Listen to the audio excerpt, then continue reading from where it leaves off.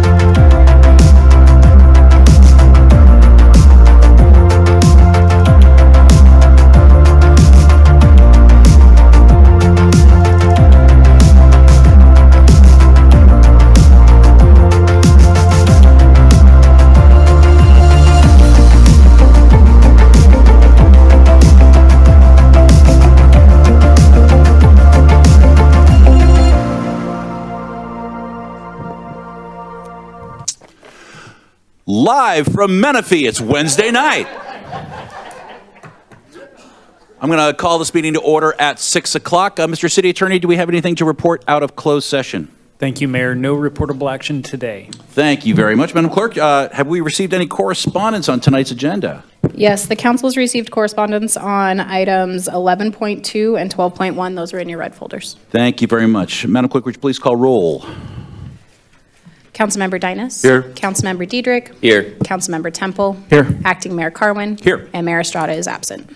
Thank you very much. So now it's time for our words of inspiration. So could I please invite Dallin Larson, who is the first counselor in the Paloma Valley Ward for the Church of Jesus Christ of Latter-day Saints. Please come to the podium and provide us some words of inspiration. Well, first I'd like to thank you all for inviting me here today. And the message I'd like to share with you is one that's near and dear to my heart, especially this last weekend. I'll just start by saying that we live in uncertain times and lots of commotion in the world around about, and it's easy for us, I think, as human beings, in social media and being connected to the world at large, to get caught up in that in sometimes negative ways, and to lose hope ultimately. I'll just share that I had a friend who was on board the KC-135 that crashed in Iraq this weekend. And it was a vicious reminder of the cost of war and our own mortality. But I was extremely reassured and refreshed by the outpouring of love and support that Americans around the whole country showed to their families. And I'm also reassured by seeing you all here participating in your civic duties to the City Council and as citizens in our community. And that's what gives me hope is small changes, small acts of service within our homes, within our community that really make a difference and ultimately do extend beyond our community and the country and the world. And so my invitation to you today is reach out to someone. We're all carrying unseen burdens. Reach out to your neighbors, reach out to a family member who you haven't talked to in a while, and check on them and see how they're doing. I know that as we offer those acts of service to those we know and those we don't know, we can truly make a difference. And thank you for your time. Thank you. For those who don't know, this past Monday, our own Mary Carnes, Menifee Citizen of the Year, went up to Sacramento and was awarded the District 63 Assembly Woman of the Year by our Assemblywoman Natasha Johnson. Mary Carnes is here tonight, so Mary, I'm going to ask you to lead us on our flag salute. Would you do that for us, please?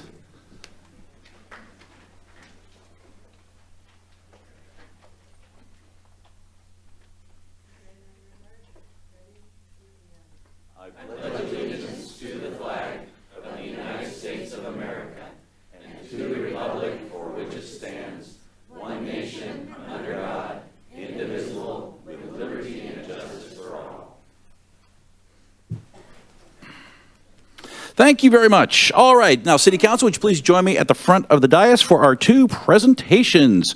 First up, could I please ask Erica Horeniak from One Legacy Ambassador to join us on the dais.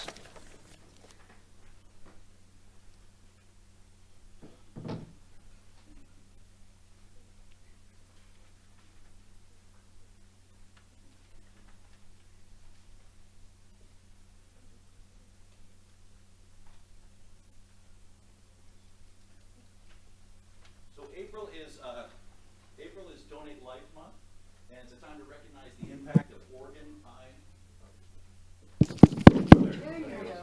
Is this thing on? Or does it start over again?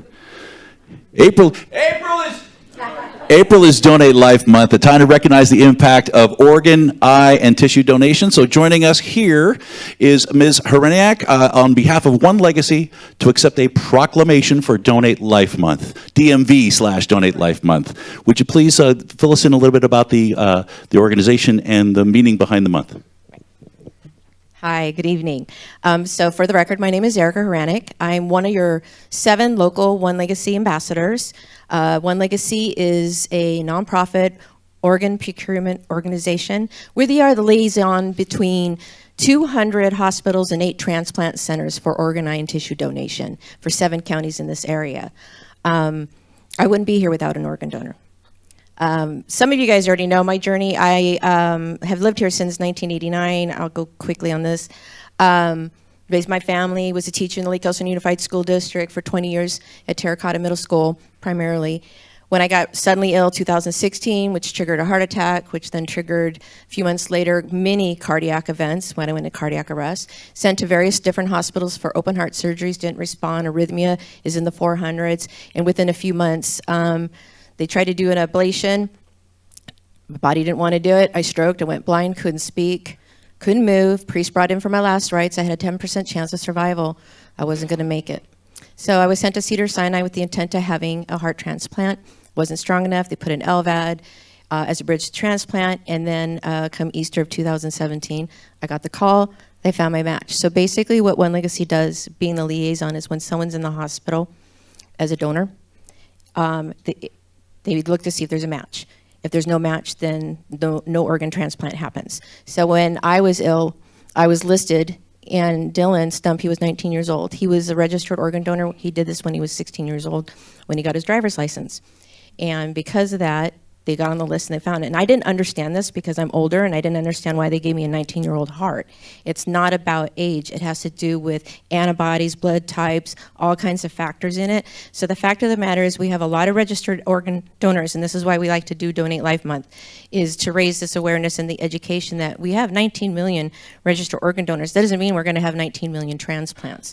So we hope that by raising that awareness, Donate Life Month actually sees double, or actually more than double, of the people registering. Oddly enough, though, Menifee's a growing city, but they're actually one of the lower as far as donor registration for being an organ donor.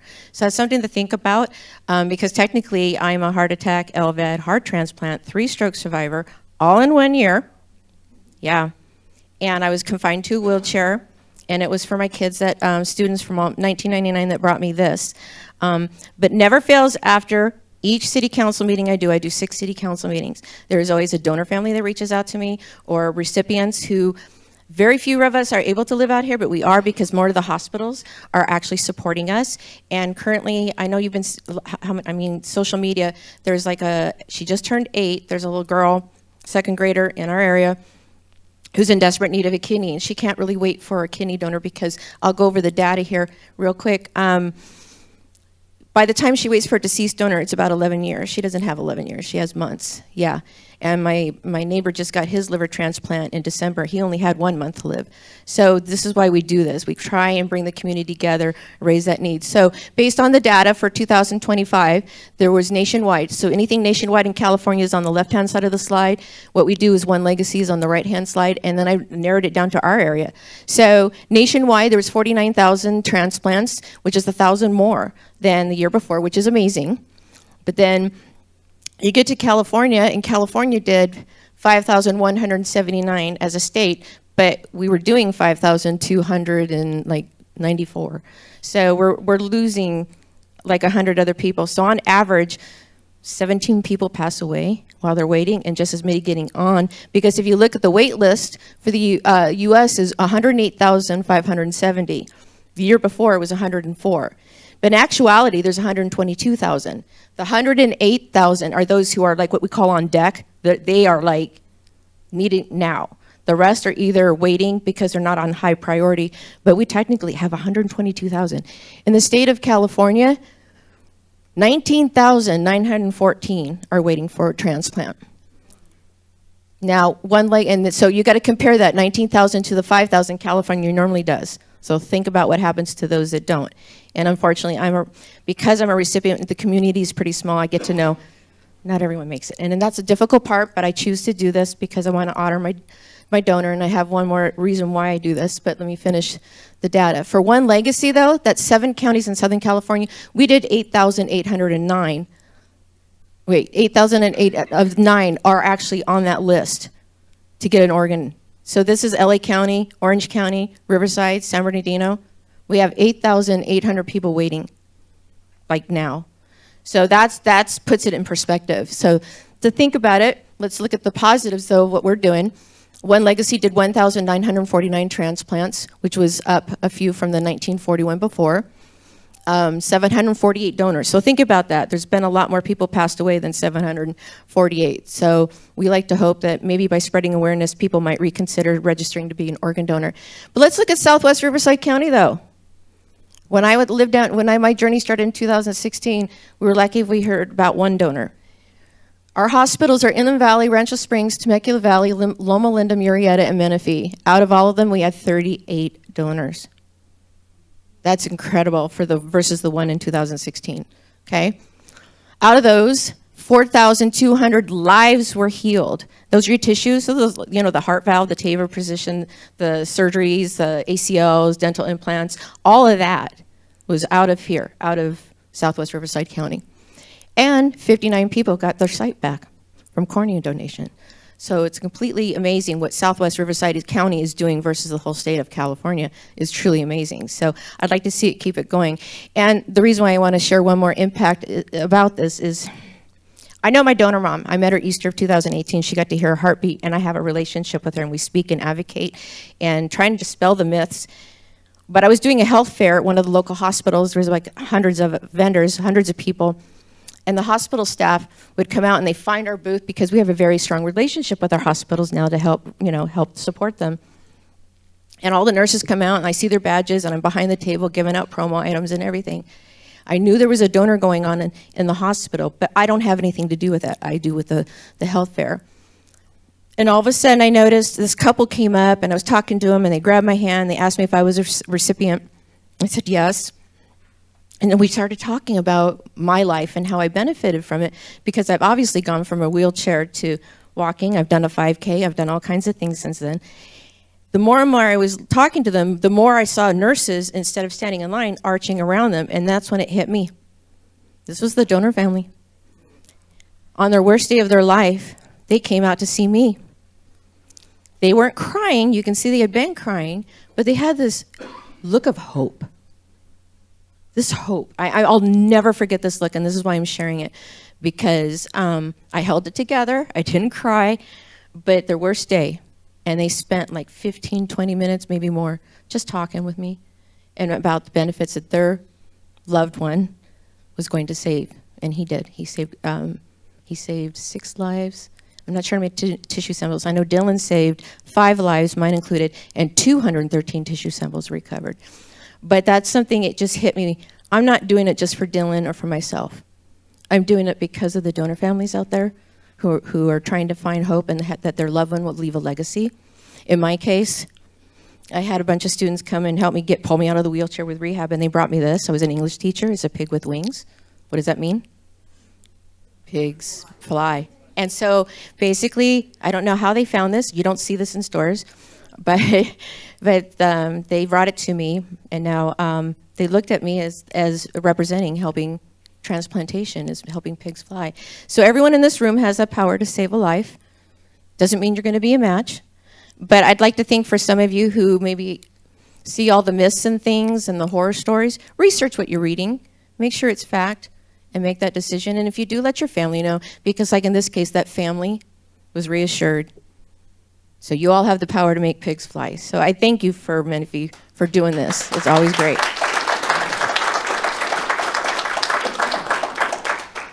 I just want to check one thing.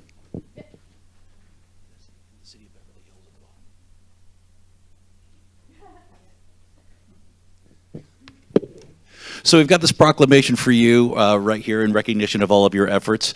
It says, in recognition of National Donate Life Month, the month of April 2026 is hereby proclaimed DMV Donate Life Month in the city of Menifee. And in doing so, we encourage all Californians to check yes online, or when applying for or renewing their driver's license, ID card at the DMV. And that is for you for all of your efforts. Big round of applause.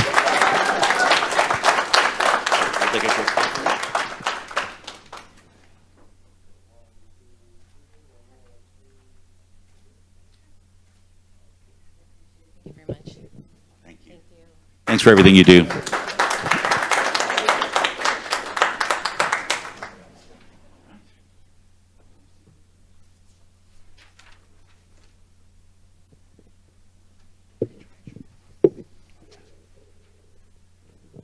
All right, now moving on the agenda is one of my favorite highlights of our month is the presentation of the Citizen of the Month. This month was my selection. Thank you to former Citizen of the Month, Tony Reverdito, for reminding me of the fine work of our next Citizen of the Month. Please help me welcome Rose Rhodes.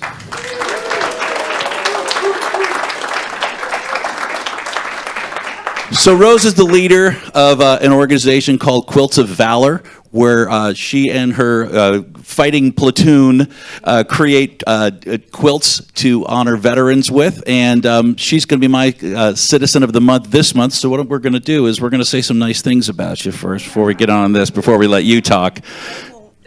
We're not going to let them talk at all. So I'm going to pass it down to Councilman Ben Diedrich. Rose, community is all about what we do and how we give back. And so we're so grateful to you. Menifee loves our veterans, and we appreciate that you continue to honor them and gift them with these quilts. So thank you for doing that. Appreciate it, Rose. Rose, when I realized that you were being honored and looked a little bit of what you and your group do, I just think it's very poignant that the things that you do are specifically for those who are touched by war. And what a comfort that gives them, and a validation for their sacrifice, both those that have served and their families who also serve with them. So thank you for doing that and for being a wonderful part of Menifee. Congratulations first. My grandparents were quilters, so I know all the hard work that goes into doing it. But it's not hard work when you have it as a passion and you do it for a good cause. So, and I think that's where you're at right now, is that you're not doing it for, hey, look at me, I'm doing it, but for our veterans, and they richly deserve it. So thank you so much for what you do, and congratulations. It was a great choice. So I've attended your event. It's a wonderful event, and it's just to see the look of appreciation on the veterans who receive the quilts is just it's just heartwarming, and it really shows you how a community can really come together. And your efforts and in your organization and your whole team, it's just exactly what Menifee embodies. And in particular, my district of District 1 with Sun City in it. So I'm really just proud to have you there. Now, before we let you talk, Bill asked me if he could say a few words before you come on up. So we're gonna give Bill the microphone. Hate is a strong word, and there's only two things I hate in this world. That's public speaking and death. I heard death doesn't hurt much anyway. Anyway, I had to say a few words because I've known this lady for 50-some years, and she is absolutely wonderful. She is the real thing. She's genuine. She's loving. She's everything that to everyone, and she's just an amazing woman. And I want you all to know that. Now, she doesn't think she deserves this as much as the entire group of quilters, but I assured her that she does. Live by the golden rule, and love is the answer to all questions.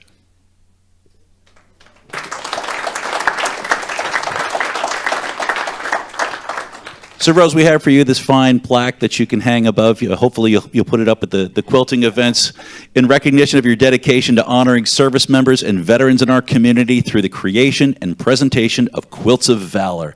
Thank you for helping make Menifee a premier place to be. Rose Rhodes, everybody. We're going to let her speak first. Rose, would you tell us a little bit about the organization before we take all of our pictures? You need to use this so people at home can hear you. Okay, all right.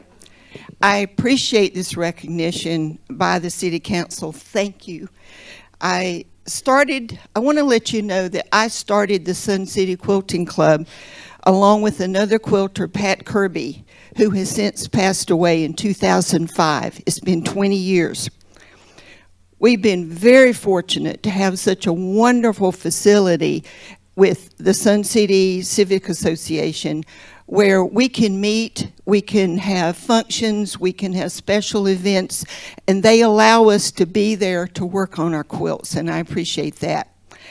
I wanted the opportunity to meet with other quilters, socialize, and just learn from each other, have fun.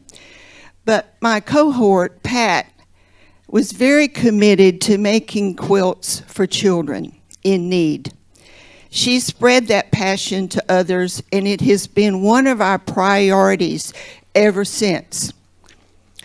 We provided children's quilts to the Riverside County Trauma Intervention Program, Ronald McDonald House, several foster children agencies serving Southwest Riverside County and North County, San Diego, and most recently to CAL FIRE so they can provide comforting quilts in their trucks during disasters. Over 1,000 quilts have been made for children since we began. Each quilt carries a prayer that Pat wrote. Dear God, please comfort and protect this precious child. Then in 2007, 2 years later, we heard about the national program Quilts of Valor, awarding quilts to veterans and active duty military who have been touched in any way by war. That became my passion. We joined this effort as the Menifee Valley Quilting Angels. At first, we did not have clear guidance on how we were to find those veterans and how we could award them. We were told to contact Mike Sloan, a VA representative in San Diego whose focus was working with homeless vets. So we began by providing quilts for Mike to use in trying to gain the trust of homeless veterans, getting them into treatment and needed care. So our first Quilts of Valor were out on the street. We slowly began getting national, local requests, and a system evolved where we worked as a group to make and award quilts in our area. It continues as a group effort, with fabric being purchased or donated, quilt tops being sewn together, the layers sandwiched and quilted with a label and binding being done last. To date, almost 440,000 Quilts of Valor have been awarded nationally since the program began in 2003. Our local chapter here in Menifee has made and awarded hundreds, not just in Menifee, but throughout Southwest Riverside County and North San Diego. We had the honor to award 8 Quilts of Valor on Camp Pendleton to wounded Marines who had been injured in the attack on the Kabul airport in Afghanistan. One of the most touching groups has been the Vietnam veterans. When we award them a quilt, they usually have tears in their eyes, and they will say, "No one ever thanked me." So what we do for all of our veterans is an act of love. It's important to point out that we receive no funds from the national organization. We raise our own money. It can cost anywhere from $200 to $300 for material for each quilt, our contribution being the labor.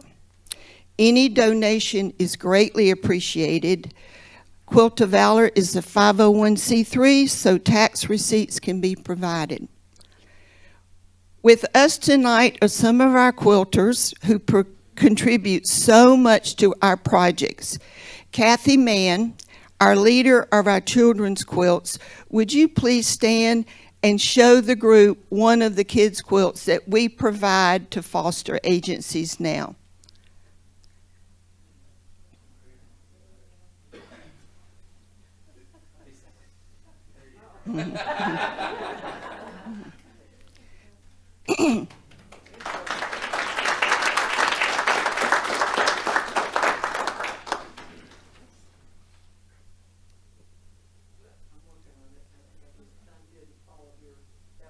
Okay.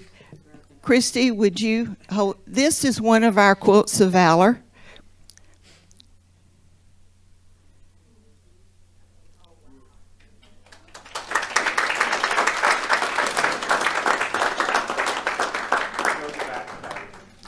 Oh.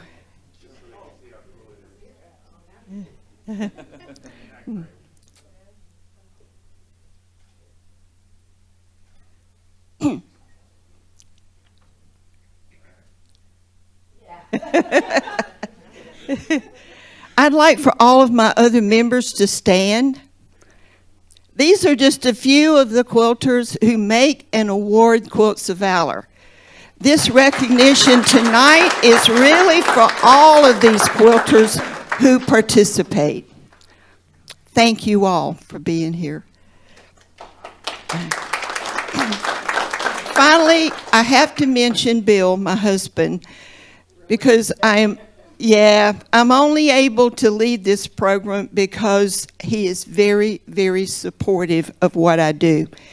He encourages me to actively work with deserving veterans. Bill's an Army veteran. He served 20 years.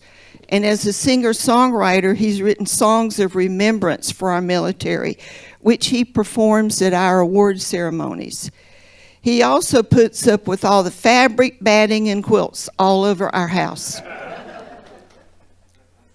Again, I appreciate this recognition for all of my quilters.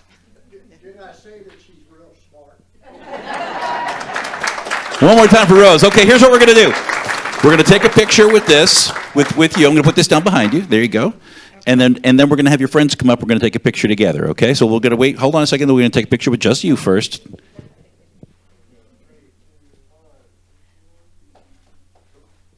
All right, then all of our Rose's supporters, why don't you come on up? We're going to take a group picture. Come on, stand in between us over here. And if you want to hold up a quilt, you're more than welcome to. Come on in. Please fill it right in. Go ahead and take like 2 steps forward so people can fill in behind you.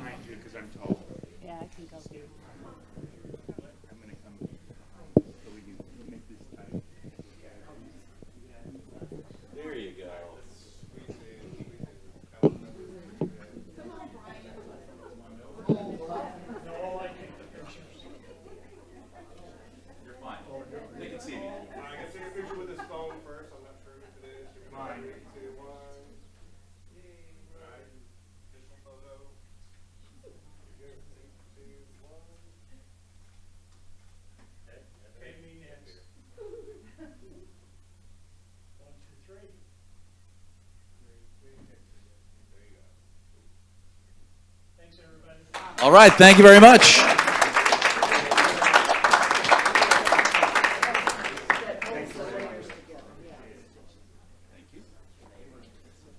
Rose, this is just a little bag of Menifee stuff. Thank you. Anybody would like info tonight? Here, let's do that. If anybody would like info, why don't you leave that on the table out there, and you can grab a flyer about Quilts of Valor out on the way out. There you go. If you want to nominate somebody for a quilt or to donate to the organization, there'll be information about that up there for you. Let's head on back behind the dais.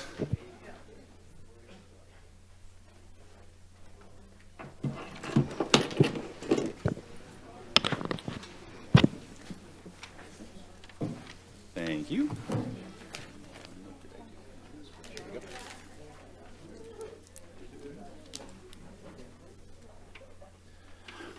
All right, that was exciting. And now we have our Community Services Manager, Gabby Cow, at the podium to present the monthly Community Services Update. Thanks, Bob. Good evening, Mayor Pro Tem and Council. For our Community Services Department updates this month, I will be providing a preview of what to expect at some of our upcoming special events leading up to our annual Independence Celebration in honor of the nation's semi-quincentennial. All of our special events, including those promoting the semi-quincentennial theme, can be found on our city website at www.cityofmenifee.us/special events. And before you go any further, can we get her microphone turned up just a little bit? It's really difficult to hear. I'll use my recreation voice. You know how to operate a microphone. I'm not blaming you for that. All right, so starting this month in March, we have a series of city events that will promote the semi-quincentennial theme through event components and/or giveaways. I'll go into additional details in the following slides. First up is Springfest on March 28th at Centennial Park from 9 to 12. There will be food vendors, kids zone, and egg hunts throughout the morning for all age groups, including our adaptive inclusive residents, teens, and adults this year. In honor of the 250th anniversary, there will be 250 golden eggs sprinkled throughout the adult and teen egg hunt area. These golden eggs will either contain a prize or a ticket that can be redeemed for a prize at one of the sponsor booths at the event. Join us on April 25th for Menifee Better Together. Project check-in begins at 7 a.m. with the kickoff ceremony starting at 7:30 at the Church of Jesus Christ of Latter-day Saints located on Bradley Road. Following the ceremony, volunteers will be released to various community service projects across the city. Commemorative 250th branded cooling towels will be given away at this event. Our Park After Dark series will kick off on May 22nd with the first Movies in the Park at Remington Park. This year, our Movie in the Park event has been paired with our third annual Adaptive Sports Fair. There will be resource booths, service providers, and demos on site to promote a variety of sports and fitness activities tailored to accommodate any ability. While National Treasure is queued up on the screen, attendees can also pan for gold at the Menifee History Museum booth. The following Movie in the Park will be on May 29th at Banner Village Park. The Sun City Cruisers will have classic cars on display, while the movie Cars will be playing on the big screen in celebration of the 100 years of Route 66. Don't forget to bring your swim attire to enjoy the splash pad to cool off, which will be opening up Memorial Day weekend. Menifee Moonlight Market and Concert returns on June 12th at Underwood Park. The tribute band Woody and the Longboards will be on stage performing popular hits from the Beach Boys and the 60s. Come early and grab a limited 250th themed beach ball. The following week, stop by Audie Murphy Ranch Sports Park and Skate Park for another Movie in the Park and Go Skate Day. We'll be watching Captain America, Brave New World. Our second Menifee Moonlight Market and Concert will take place on June 10th at Centennial Park. The band Y2K2K will be taking us back to the 2000s with whimsical, crazy energy of the blockbuster, CD-burning flip phone era. Giveaways on this night will be reminiscent of the 2000s, so think slap bands and glow-in-the-dark everything. Our last Movie in the Park will take place on July 31st at La Ladera Park with the family classic, The Sandlot. We will also be joined by Animal Friends of the Valley, who will be bringing out adoptable animals, weather permitting, and handing out microchipping vouchers for their clinic. So taking a step back to June 27th to highlight our biggest event of the year. We invite the entire community out to Wheatfield Park for our annual Independence Celebration. This event begins at 5 p.m. this year, starting with our community parade. Returning this year will be food and craft vendors, kid zones with inflatables, photo opportunities, and a beer garden. Additional enhancements this year include increased family-friendly competitions, interactive characters and activities such as stilt walkers, balloon artists, and bubble artist, and additional 250th branded giveaway items such as the trucker hat and reusable tote bag that you see on the screen. AV enhancements include an LED video wall and shade top over the stage. Our headlining band, Fat Cat Swinger, is an 11-piece big band blending pop, rock, swing, and jazz. So think Sinatra, Bublé meets Bruno Mars meets Big Bad Voodoo Daddy and Brian Setzer. And finally, we will be ending the night with a spectacular fireworks display. This year's enhancement includes a 20-minute show with a 1-minute grand finale, including much higher volume and greater variety of effects, over 2,400 aerial shells, and 1,500 total shots that will include distinctive and specialty aerial effects, such as glittering comets, color-changing shells, serpentine effects, and specialty pattern shells.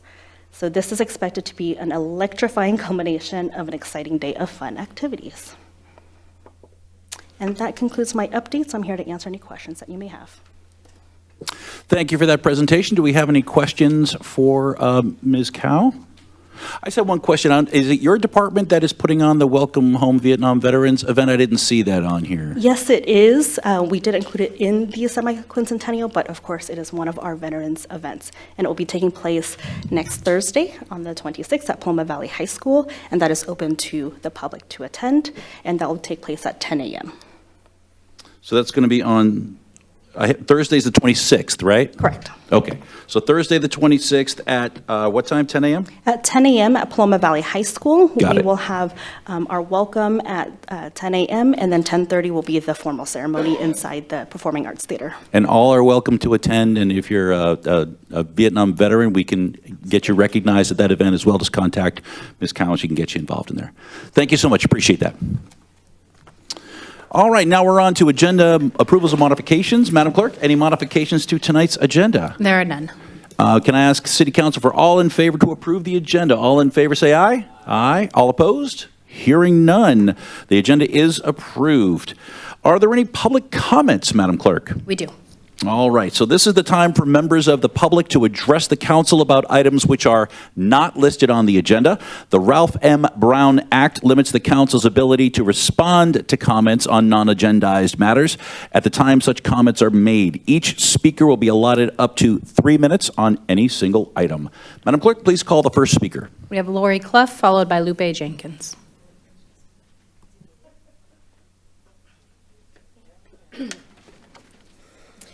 Good evening, Mayor Pro Tem, council members, city staff, and residents. I want to make it clear that Lupe and I are not here to destroy Animal Friends of the Valleys.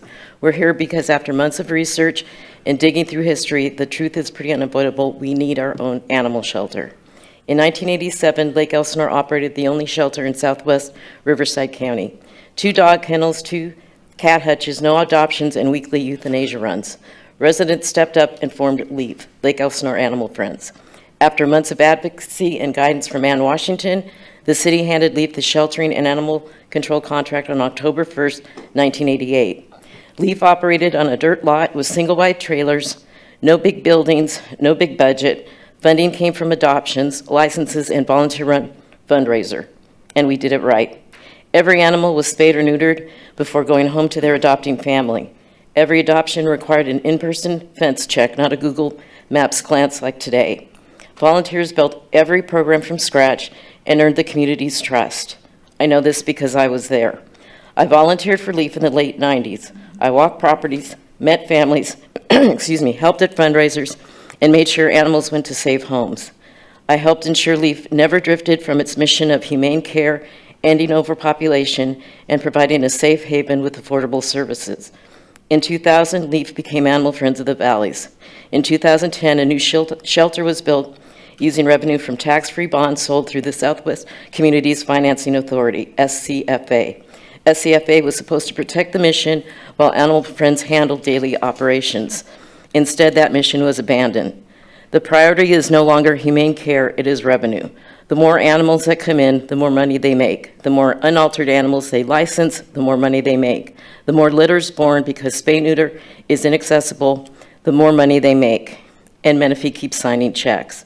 For those of us who live the history of LEAF, who cleaned kennels, walked dogs, did home checks, and raised money, watching today's failure is not just heartbreaking, it's a betrayal of everything we built. We created a system rooted in prevention, responsibility, and compassion. Today, we have a system where financial incentives reward failure, where compliance is ignored because non-compliance pays, and where animals die because no one in power is willing to confront the truth. So I'm asking again for you to authorize a professional feasibility study for a City of Menifee animal shelter to sponsor affordable, accessible spay-neuter clinics for city residents because the city doesn't have any more excuses and the animals cannot wait. Thank you. Thank you. Next speaker. Lupe Jenkins, followed by Bridget Johansson. And as Ms. Jenkins makes her way up here, can we have somebody take these reserve signs off the seats so people coming in late know that they can sit up here if they would like to? Thank you. Ms. Jenkins, please go right ahead. Well, make sure. Well, good evening, Mayor Pro Tem Carlin and City Council members. I wasn't sure what I was going to speak about this evening because, frankly, we've said it all. But nothing seems to be changing. But then I saw a really touching post on Nextdoor about a young German Shepherd rescued from a homeless camp. This dog was starving, he was injured, he was covered in scars, wounds, and from being attacked. He'd been thrown away by his owner and left to survive on his own. And that is why we keep coming back. Thankfully, he was rescued by one of Menifee's most dedicated rescuers. Today, he's safe, he smiles, he walks confidently, and he has his life in his eyes again. Very sparkle, very lucky. But most dumped animals, especially puppies, don't get that ending. Because right now, Menifee is in the middle of an animal overpopulation crisis. Not just in shelters, but in rescues and foster homes. They're completely overwhelmed. Rescuers cannot keep up, fosters are full, and Animal Friends of the Valley is reportedly at capacity. And at the same time, we've learned that Menifee is directly contributing to this crisis. The root problem is uncontrolled breeding. We have now obtained records from 2023 to 26 on hobby breeder licenses issued through AFV, and the numbers are alarming. Menifee has the highest number of unaltered breeder licenses for those 3 years, 2,443, along with no breeder licenses for breeder licenses unaltered animals. We don't have any. So whatever the reason is behind this, it's very unacceptable and it must be addressed. It's imperative that Menifee act now to control this overpopulation. It's helping to create everyday problems. You must expand spay and neuter services, just like Lakeland Village has with the support of their county supervisor, and the city of Hemet, and the city of Paris, along with their rescues. So they're holding spay and neuter clinics, and so it seems like Menifee could definitely do it.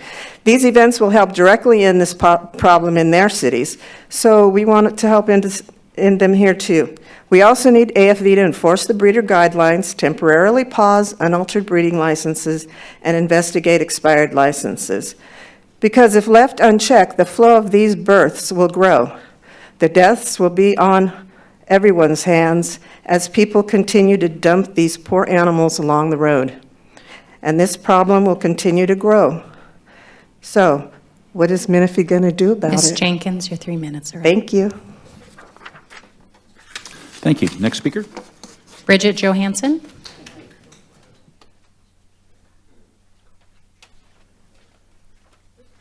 Hello, City Council. My name is Bridget Johansson, and I'm a local teen artist here in Menifee.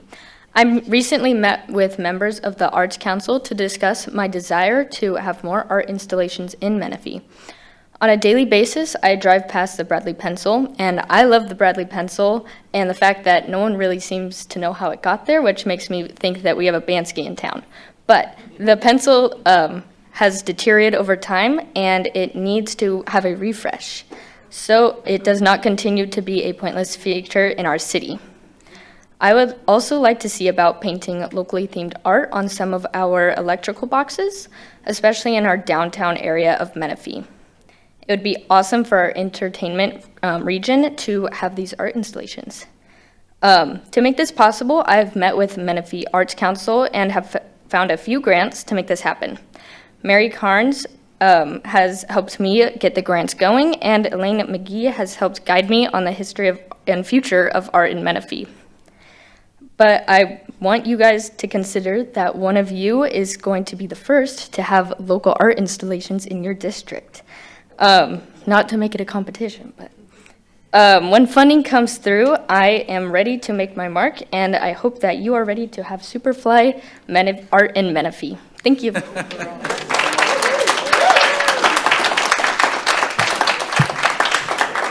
Any more speakers? No more speakers. All right, that's a good one to end on. All right, now it's time for council member updates and comments. So this is the time for City Council to provide any updates or comments on meetings and events they have attended. We'll start at the far right with Council Member Ben Diedrich from District 2. Thank you, Acting Mayor. Since our last meeting, I was able to attend a few events. The first one on March 9th, I was lucky enough to be a judge for the Lions Club Student Speaker Contest, which was amazing. The high school students speaking, giving a 10-minute presentation without notes, live. Very impressive. For adults, public speaking is a hard thing to do. For teenagers, it's impressive to see them. And just saw the future it. is bright. We did see it, yes. I'm inspired by the youth, right? So definitely. The next day, I attended the Chamber Mixer at Sunny Rose Glen. On March 11th, I was the city representative for Student of the Month. Again, more awe-inspiring youth. And then on March 11th, I was actually a speaker at the Senior Center Senior Summit talking about Outstanding report. Thank you. Councilmember Temple. Yes, sir. On March 7th, I attended a community meeting which was hosted by Assemblymember Johnson of the 63rd District, where she gave us an update on some bills that are going through Sacramento that will affect our city. And then on March 15th, I was part of a Finance Committee meeting here at City Hall. Thank you very much. Alternate Presiding Officer Dinas. You've seen my business card. I just have one thing to report, is at the Finance Committee as well, where we discussed a CFD financing and then 2 community benefit agreements for 2 battery storage projects. So that's all I have to report. Thank you. And my report, I will try to go quickly. There's a lot here. With Councilmember Dietrich, I was at the Chamber Mixer at Sunny Rose Glen. That was great. I attended the Riverside County Transportation Commission Executive Committee. Quick report out from there. The I-15 Expressway Southern Extension was discussed from Cajalco down to Nichols, so they're going to be expanding that. It is, we approved $38 million that Caltrans required just to be involved in the design process and environmental reporting. The whole project is going to cost, wait for it, $735 million for just that section from Cajalco to Nichols. So please do not hold your breath, but it is in order for a project that large to get done, it has to start at some point, and it is now. I attended the City Selection Committee, where we selected appointments from the county's sitting mayors to LAFCO and Airport Land Use Committee. The selection was Steve Sanchez from La Quinta to both. I attended the WRCOG Administration and Finance Committee. It was just internal private time, personal time off policy discussion. Also, the WRCOG Employee Policy Ad Hoc Committee, which is kind of working on that same topic. That evening, I stopped by Chick-fil-A to hang out with some of our law enforcement at Cops and Cows over there. Great. I was telling the police that it's so amazing to live in a community where when kids come up and see a group of police officers, they smile and laugh, and they're happy to see them. That says a lot about what they're doing and the success of our law enforcement. I attended a Rotary meeting. That's always fabulous. I got a chance to go by the Wildlife Appreciation Day. This is the first event we've had at Central Park since it's been under construction, and it looks fabulous. And the kids got to have tide pools. They got to reach in and touch wildlife and learn from Parks Chair Faust about different birds in the area. Well, watch for that next time. The kids really loved it. I also went and saw the Kids Business Fair with Ms. Johansson had a booth there, and all the kids were entrepreneurs. They made their own products, and that was put on by Cynthia Nemelka from HelloMenifee.com.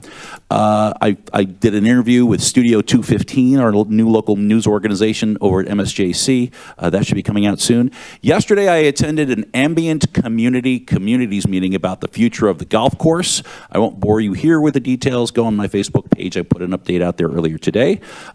Just before this meeting, I attended the ribbon cutting for Childress Financial. It was actually an anniversary, 1-year anniversary of them in business.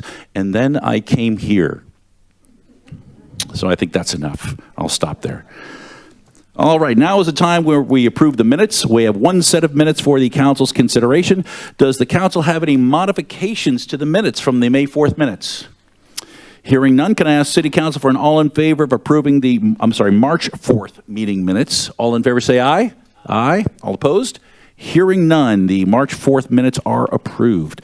This brings us to the consent calendar. All matters on the consent calendar are to be approved in one motion unless a council member requests a separate action on a specific item on the consent calendar. If any item is removed from the consent calendar, it will be discussed individually and acted upon separately. Madam Clerk, any requests to speak on the consent calendar items? There are none. None. Council, does anyone wish to pull anything from the consent calendar this evening?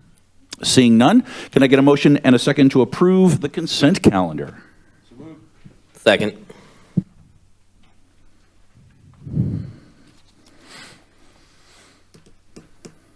And that passes 4-0. In the words of Kermit the Frog, moving right along. Item number 11 on our agenda is the public hearing items. Our first item is 11.1, the first reading and introduction of an ordinance for annexation number 39 Haven into the Community Facility District 2017-1 maintenance services. Does the council wish to forego staff's presentation on the item? Seeing all in agreement. Does the council have any questions for staff on the item? All right, I'll open the public hearing at 6:50. Madam Clerk, can you confirm that this hearing was legally noticed? Yes, it was. And is there any public testimony? There is none.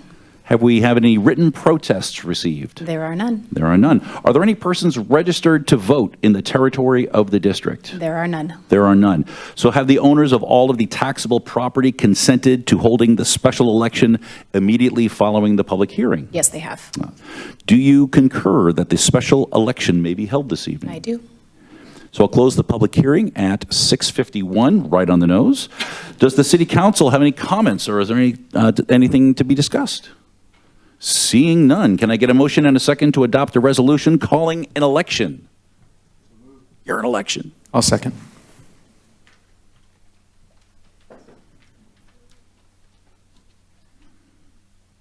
That passes 4-0. Madam Clerk, have you received the official ballots and waivers from the landowners who can cast their votes on behalf of the owners of all of the property? I have. So, council, can I get a motion and second to adopt a resolution declaring election results? I'm sorry, and it was a yes vote. Oh. Did I forget No, that was me. I didn't speak up. Oh, all right. They have So consented, and it was a yes vote. it was consented, and it was a yes vote. Fantastic. Thank you. So, in light of that, can we get a motion and a second to declare the election results? A resolution declaring the election results. I'll second. That passes 4-0. Madam Clerk, please introduce the ordinance. An ordinance of the City of Menifee, California, amending ordinance number 2017-231 and levying special taxes to be collected during fiscal year 2025-2026 to pay the annual cost of the maintenance and services of streetlights, parks, parkways, streets, roads, and open space, the operation and maintenance of storm drain systems, a reserve fund for capital replacement and administrative expenses with respect to the City of Menifee Community Facilities District 2017-1, annexation number 39 for maintenance services. Do you need to go to page 2? Are you good? Okay. So can I get a motion and a second? I'm sorry. Can I get a motion and a second to introduce the ordinance? So moved. Oh.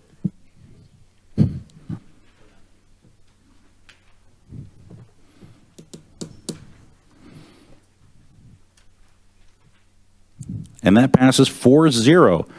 That's the end of the business on 11.1, Madam Clerk. Thank you very much. Moving on to 11.2, Mr. Spicer gets to leave now. Item number 11.2, confirmation of the statement of abatement costs for the Krikorian Entertainment Complex. So we have Director Hernandez at the podium to introduce the item, please. Good evening, Acting Mayor, members of the council. The item before you tonight will be presented by our building official, Craig Carlson. He's going to give you the timeline as to why we're here today.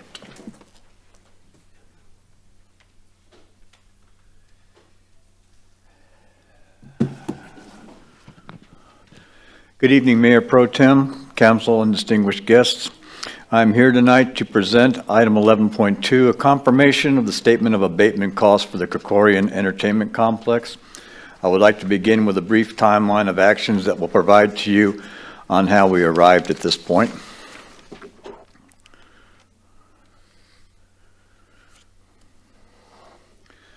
The Krikorian Theater project started in January of 2020.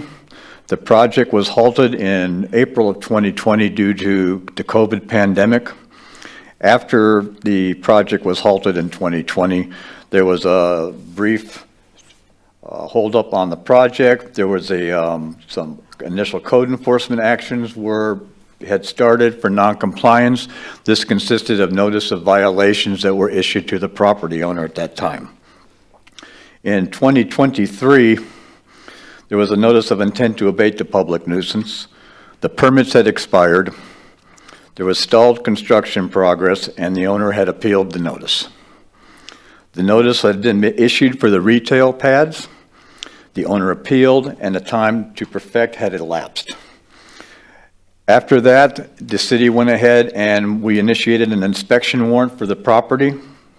This was done for an assessment of fire, life safety, and environmental and health hazards that were on the property at that time. Substandard conditions existed. There was project entitlements had already expired. There was a public nuisance declaration of the property, and a demolition contract was provided to council and approved. In 2025, the notice of completion was initiated. The demolition of the structures took place. The site clearance, including debris and vegetation removal. This occurred back the permits were finalized on October the 6th, 2025, and a notice of completion was initiated on 11/19/2025 by City Council, and then the recordation of that notice of completion occurred on 11/20.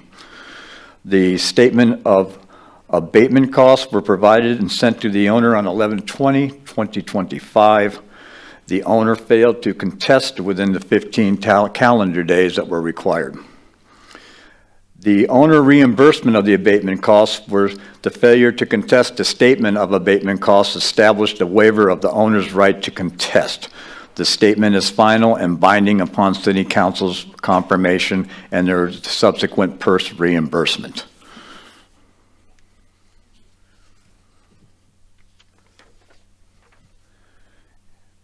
Before you, you will see the buildings that were demolished.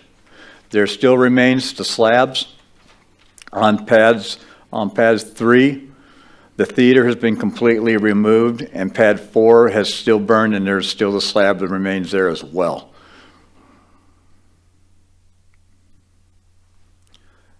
The accounting summary for the cost for the abatement, staff time expense was $10,339. The consultant summary was for the demolition itself was $231 out of that. $251,652 was the total expense for the consultants. The legal summary was $158,536. Total abatement costs for the project are at $420,527. Staff recommends at this time to adopt a resolution confirming the final statement of cost to abate the public nuisance for the Krikorian Entertainment Complex located at 27387, 27459, and 27483 Newport Road. Authorize the placement of a special assessment or lien on the real property in case of delinquency.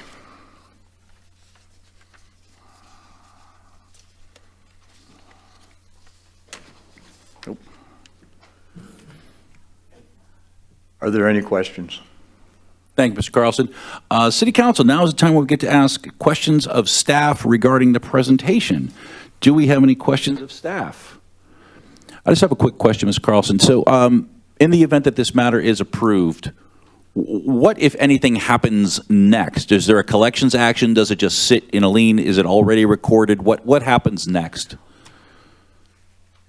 I'm going to turn that portion of the presentation over to Noam to answer that question, Councilman.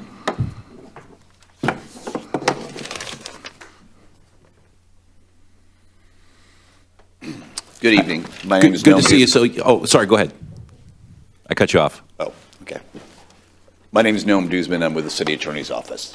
Thank you, Mr. Guzman. So the crux of my question is, the people of the city saw the number of $420,000, and they're wondering what efforts we can make or what steps we can take to try to actually recover that money that we expended. So what happens next in that effort in the event that this is approved?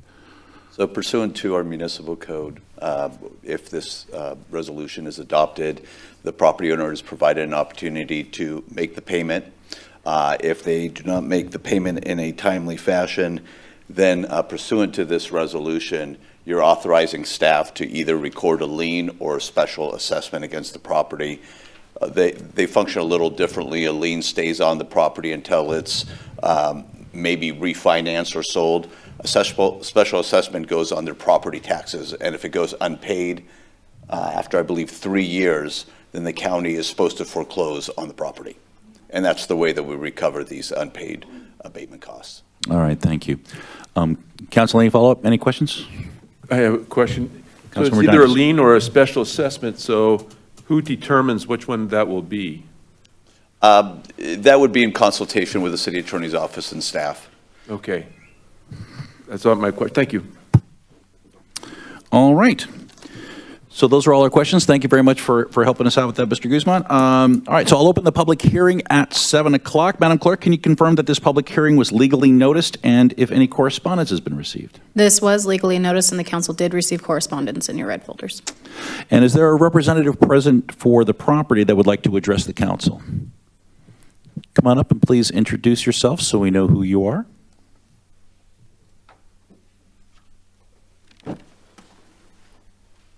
Good evening, Council Pro Tem, council members.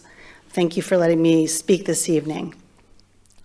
One of the things that the timeline didn't show is that 2 years ago, my name is Andrea Contreras. I'm a land use attorney, and I represent the property owner, Show Prop Menifee. And what that timeline doesn't show is that 2 years ago, we filed a lawsuit against the city questioning the legality of the city council's decision to perform the demolition. That lawsuit has not been determined yet. It is not over. It is ongoing. I would be surprised if it was completed within this year. It might be, but it is ongoing, and it is important that you know that.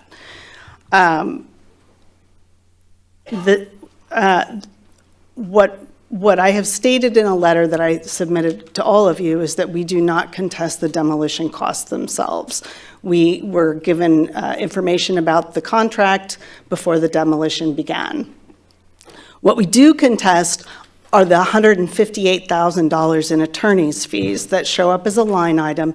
They are not explained. We have no idea why it costs that much for the city attorney's office to look over to participate in the demolition.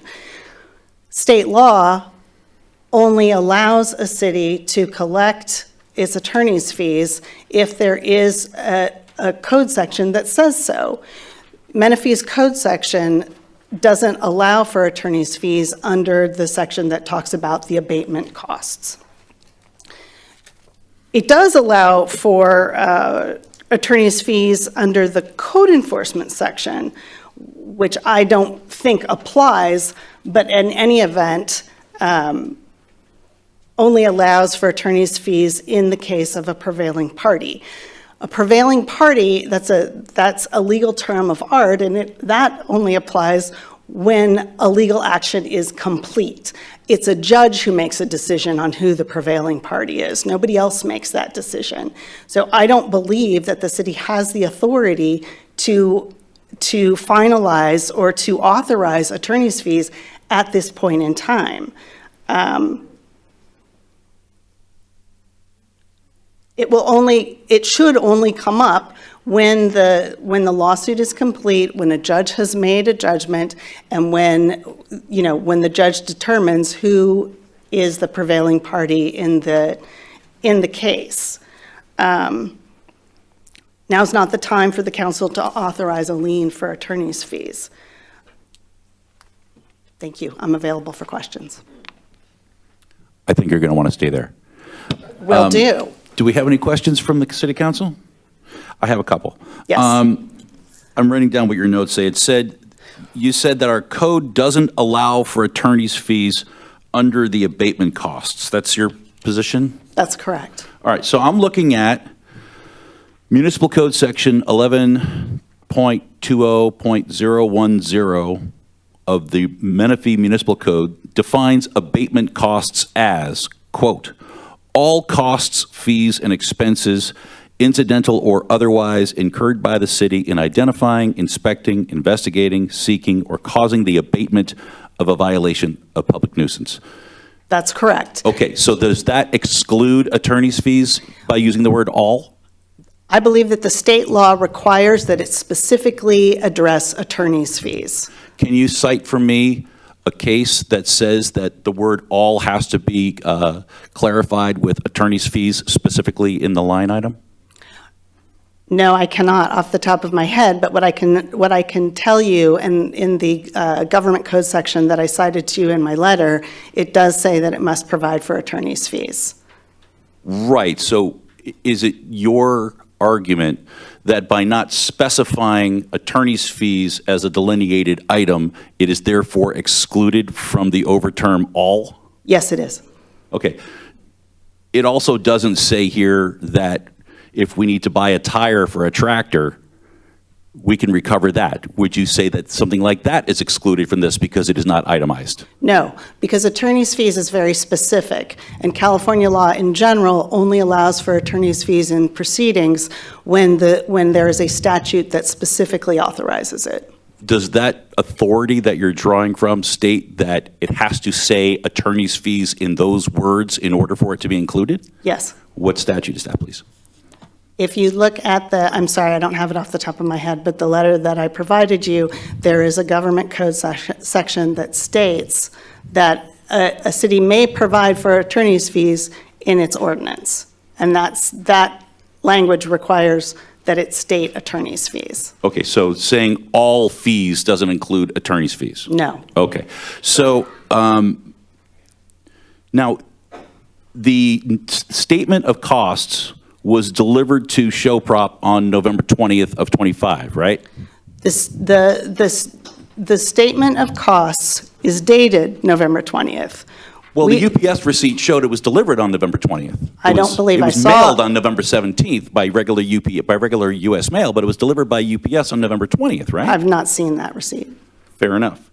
So what is the date by which you recognize that it's 15 days that Show Prop has to object to the statement of costs? That's correct. And that expired on December 8th rather, that Monday, December 8th of 2025. It's our position that we did not receive notice as required by the Menifee Code. So if a receipt from a UPS delivery to Show Prop's front desk for November 20th exists, you would agree that December 9th is an untimely appeal of those costs, correct? We don't believe that we received it in accordance with the code.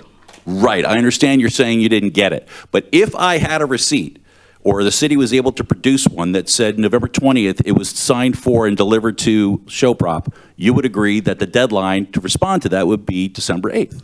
I agree that the deadline was 15 days after my client was properly served with the notice, with the fee And notice. if it was properly served on the 20th, the 15 days would be December 8th. If it was properly served, absolutely. We do not agree that it was properly served.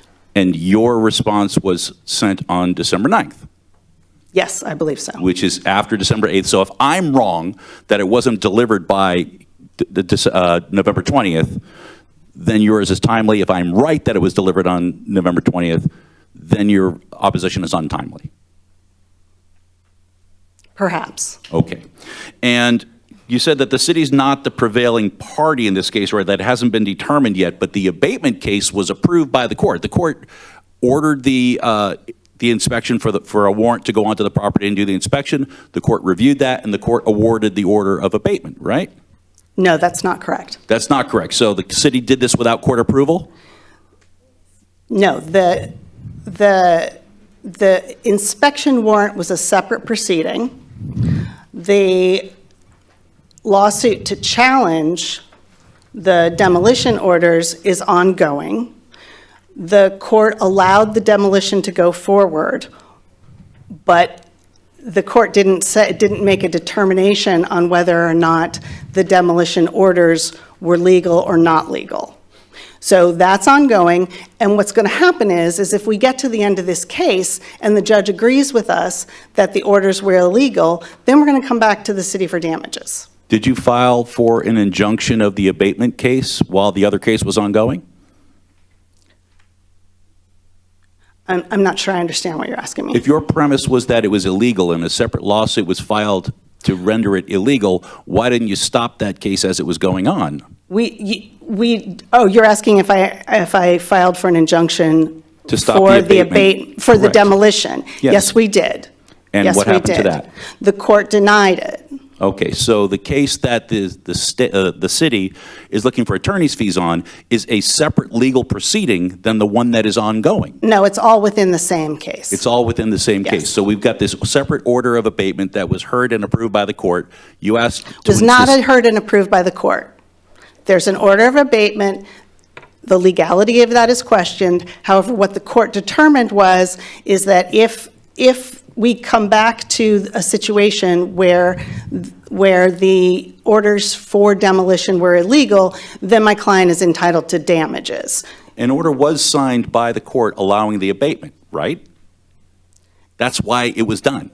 It allowed the demolition, but it does not say that the order was legal.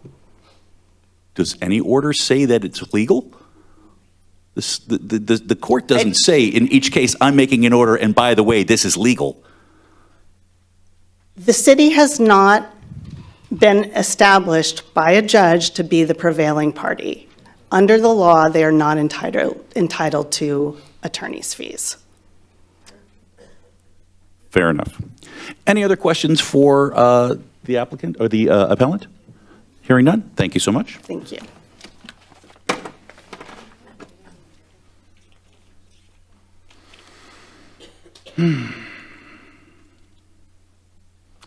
All right, so I'll go ahead and close the public hearing at 7:11.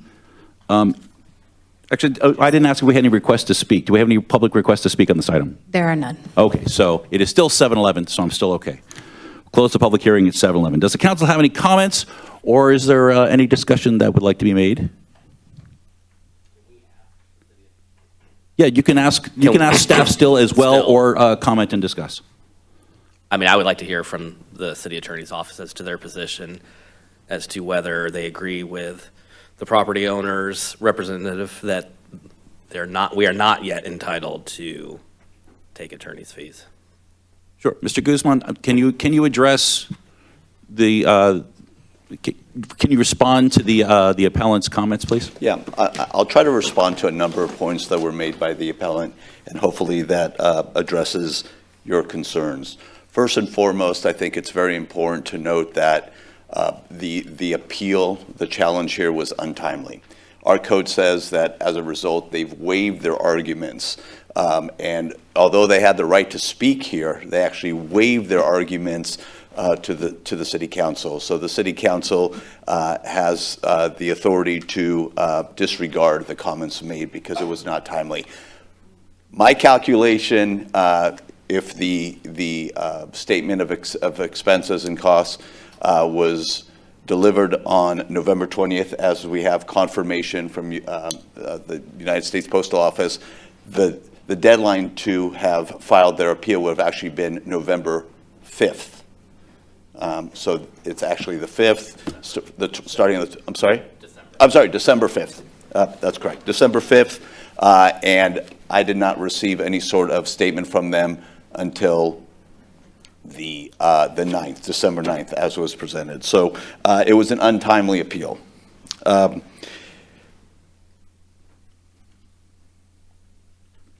Their second position is that essentially there was no order made by the court, or we're not the prevailing party, and that's incorrect.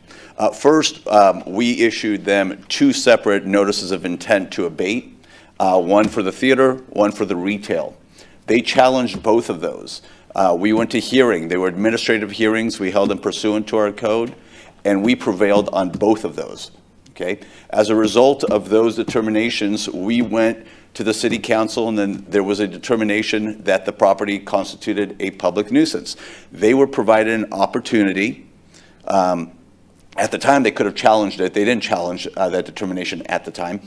They had an opportunity to abate on their own. They failed to do so. As a result, we went to the court, and we did get an inspection and abatement warrant. The court did issue a warrant, an order that authorized us to enter the property and perform the abatement work. Okay?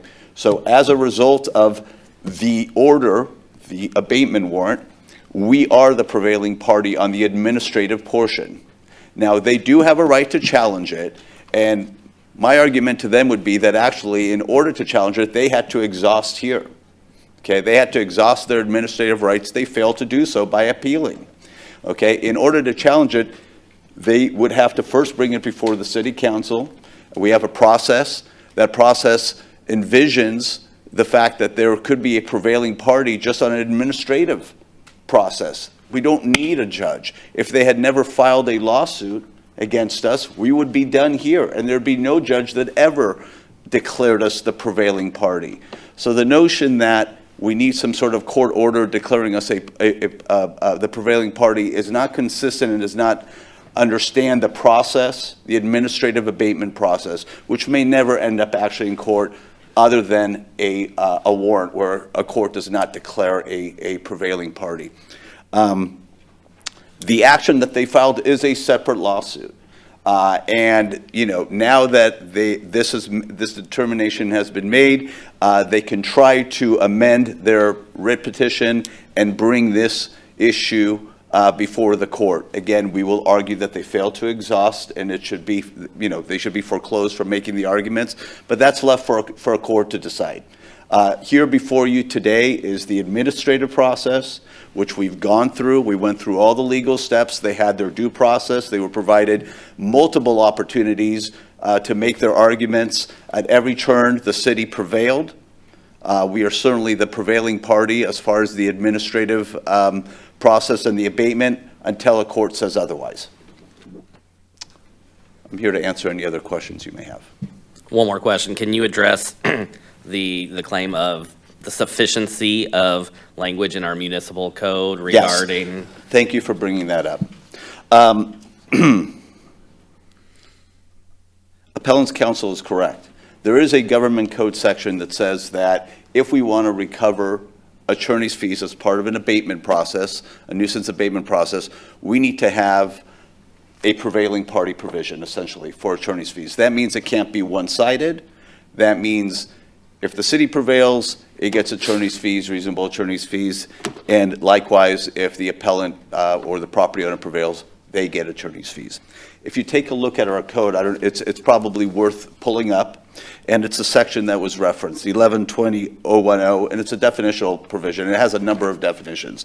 And the first one is abatement costs, and this is the one that they point to. And it says all costs, fees, and expenses. Okay. Generally in the law, when you talk about costs and expenses, they're different than fees. Fees are typically reference attorney's fees. If you cross-reference that with code enforcement fees, which is a definition, I think, about 4 down, there you will find the prevailing party provision, and it talks about attorney's fees. So we do have the language that is required. So when we talk about all costs, fees, and expenses, then you turn to the definition of code enforcement fees, and you find the language for prevailing party, okay?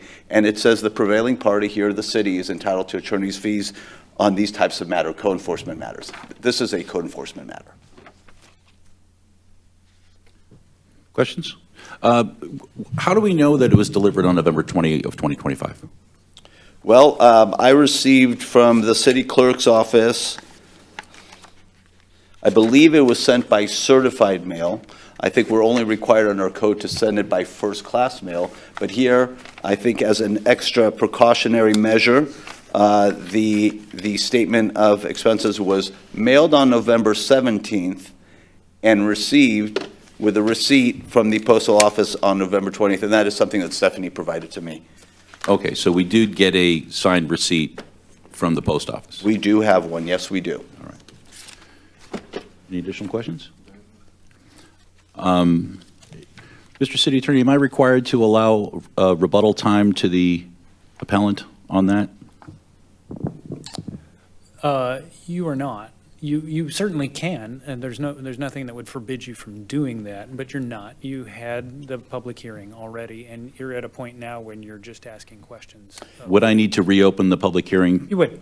Okay, I'm going to reopen the public hearing because Can I just real quickly, I was able to pull the document here, and it's a tracking number, it's your typical tracking number, and it does state delivered, the address, and November 20th, 2025 at 1:13 p.m. May I see it? Absolutely.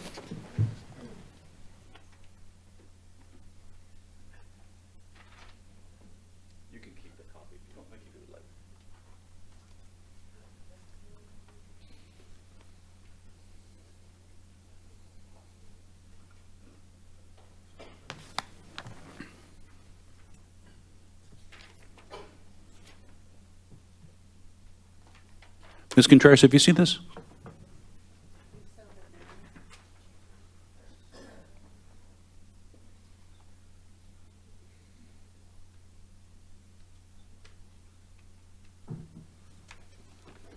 You can have that access. I had access to get another way. Thank you. Anything else, Mr. Guzman? Nothing. All right. Ms. Contreras, would you like to say anything additional? I'll open the public hearing. We're going to give you that opportunity. It's your appeal. I just want to make sure you're fully heard. So I'll open the public hearing at 7:20. Floor is yours. It's my understanding that the municipal code requires that this notice be, and I apologize if I am wrong, but I believe it says that this notice must be delivered by certified mail, return receipt requested. The document you gave me says the item was delivered to the front desk, reception area, or mail room on November 20th. I don't believe that we received notice in the manner that is required by the code. Thank you. Anything further? No. You submit? Fair enough. All right, we'll close the public hearing at 7:21. Any further discussion on City Council after hearing the last remarks? I'm going to look up really quickly. No, I'm not going to look up anything really quickly. I've got everything here. I'm not persuaded that they filed a timely appeal. I'm seeing the document being delivered. I'm seeing that they received it, and I'm seeing they had the time. They just didn't get around to it. And for that reason, I'm not persuaded that their arguments are valid. And beyond that, I think that the code language supports attorney's fees in this case. I'm welcome to hear from anybody else. All right. So, let's see. So can I get a motion and second to adopt the resolution as presented, confirming the final statement of costs to abate the public nuisance for the Krikorian Entertainment Complex and authorizing the placement of a special assessment or lien on the real property in case of delinquency? I'll move. I'll second.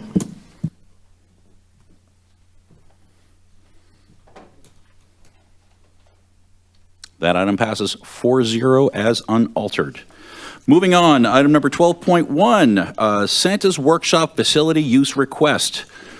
May I ask Assistant City Manager Rebecca Kramer to introduce the item? Thank you, Acting Mayor, members of the council, and guests. It's a pleasure to be with you this evening. The item before you for consideration tonight is a request received from Santa's Workshop, which is one of our local nonprofit agencies seeking to utilize a portion of our retired Fire Station 5 in the Quail Valley area for the purpose of storing donated items that they receive throughout the year.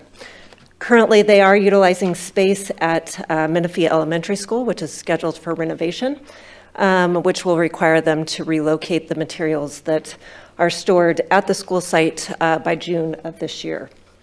Santa's Workshop does partner with public agencies, community and service organizations to provide school supplies, clothing, sporting equipment, and holiday gifts to children from low-income families served by Menifee Valley Community Cupboard, as well as those that are attending schools in our Menifee Union and Roma Land school districts. Can I get the PowerPoint presentation?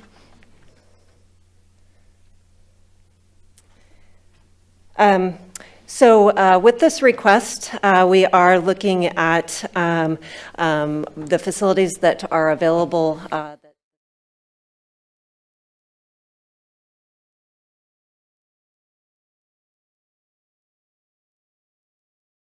municipal operations. And a significant portion of our operations are currently housed in a leased space. Consideration could certainly be given to allowing an outside organization such as Santa's Workshop on a limited basis to occupy a portion of this retired fire station until we're able to determine the best long-term use of this facility and allocate the funding that would be necessary to make the upgrades needed to support municipal operations into the future. Due to the site conditions and liability considerations, given that this facility was built in the 1960s, the facility cannot be utilized in its current condition without addressing building code and ADA compliance requirements outside of providing for public life safety operations or for a purpose like storage of equipment and supplies. It is important to note that utilization, even on a limited basis of this facility, will require some site improvements. That would include securing facility doors and access points, which we estimate to be at a cost around $2,000.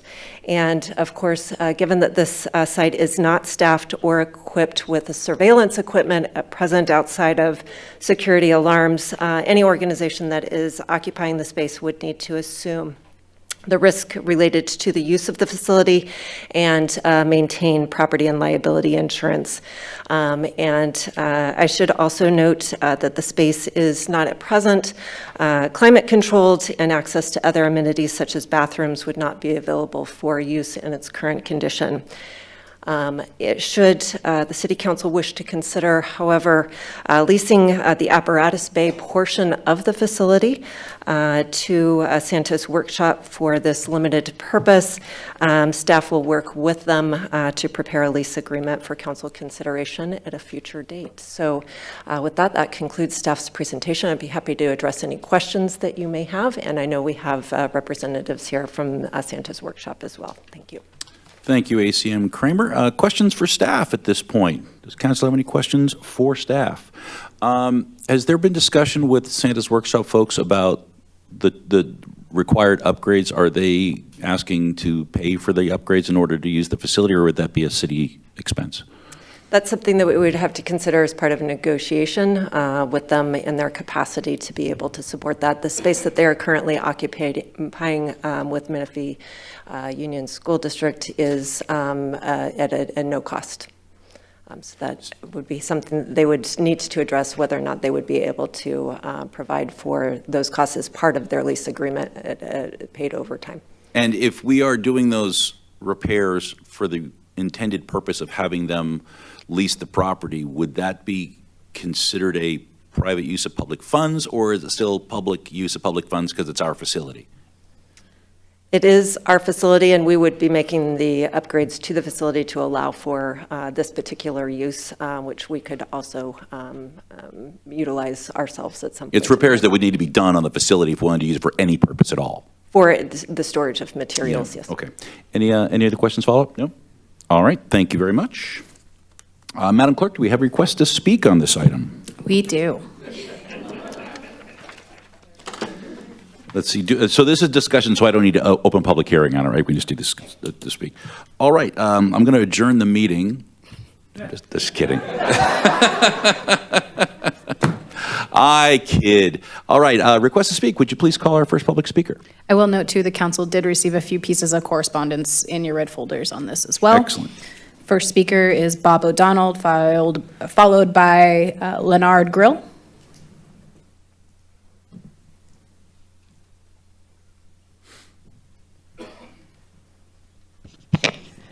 Good evening, Mayor Pro Tem and council members. I appreciate you taking the time to listen about our Santa's Workshop. You know, Santa's Workshop's been in our community for over 20 years. And most of you have been involved with our Santa's Workshop when we have it in December. And we are able to help so many of our children in our community. This past year, it was over 1,200. And not only do they receive toys, but they receive clothing, shoes, books, crayons, you name it. When you come to that event, they are receiving bagfuls of things to take home during the holiday season. The Menifee School District has been a real help to the Santa's Workshop all these years because we had the space available. But now with the remodel of our elementary school that's going to open in 2028, the need is that we have to have the Boys and Girls Club leave, the Historical Museum, and also Santa's Workshop where they were storing toys. So we're asking our city council and our community to come together to help Santa's Workshop so we can continue this endeavor of helping our community and being good stewards and also, providing for our children.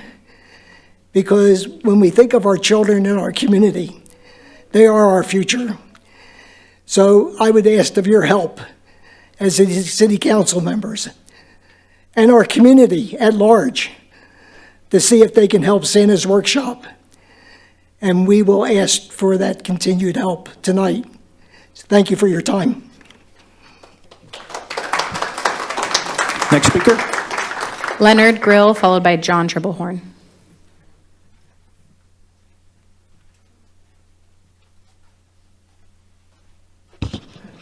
Good evening, Council, Mayor Pro Tem. My name is Leonard Grill, retired fire captain from the Quail Valley Fire Station.